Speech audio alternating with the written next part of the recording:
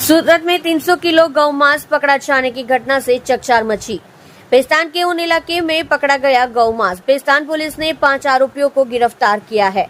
पात्रा के खलिहान में बंधी 3 गाय, 2 भैंस, 4 छोटी गाय को मुक्त कराया गया।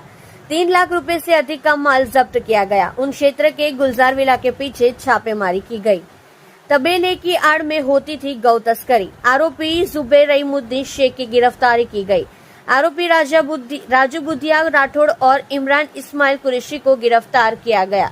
मुस्ताक उर्फ रियाज उर्फ चिकू मुना शेख समीर नूर खान की गिरफ्तारी। नईम सलीम कुरैशी को वांछित घोषित किया गया। आरोपी जुबैर बूचड़खाने की देखरेख और मजदूरी का काम करता था। पेस्तान पुलिस ने यह सभी आरोपियों को कानूनी कार्यवाही की है। ગૌરક્ષકોને બાતમી મળેલી કે પેસ્તાનના ઊન ખાડી વિસ્તારમાં ગુલજાર વિલાની પાછળ એક ગાયની કતલ થઈ રહી છે। પેસ્તાન પોલીસનો સંપર્ક કરી તેઓની સાથે ગૌરક્ષકોએ રેડ કરી તો ત્યાં એક ગાયની કતલ થઈ રહી હતી।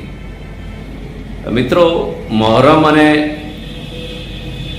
બીજા પણ તહેવારો આવવાની તૈયારી છે ને મોહરમ ચાલી રહી છે, તેમ છતાં આ કસાઈઓ ગાય કાપવાવાળા લોકો હજી પણ બેફામ છે।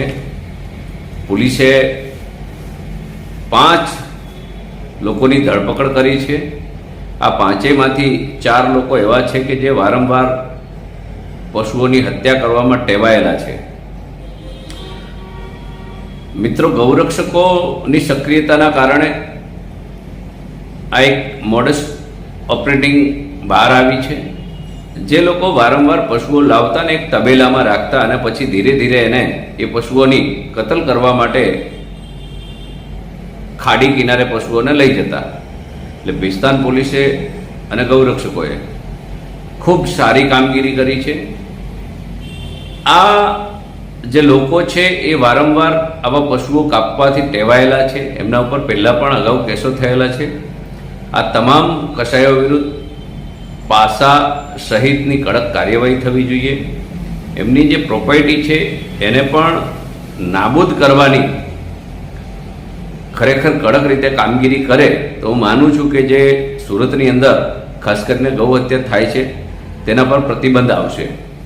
આમ પણ પોલીસ હમણાં તમામ જગ્યા પર દરોડા પાડી રહી છે, ખૂબ સક્રિયતા ગૌ હત્યાના મામલામાં દાખવી રહી છે। તો આમાં પણ ખૂબ કડક કાર્યવાહી થાય એવી તમામ ગૌરક્ષકો અપેક્ષા રાખે છે।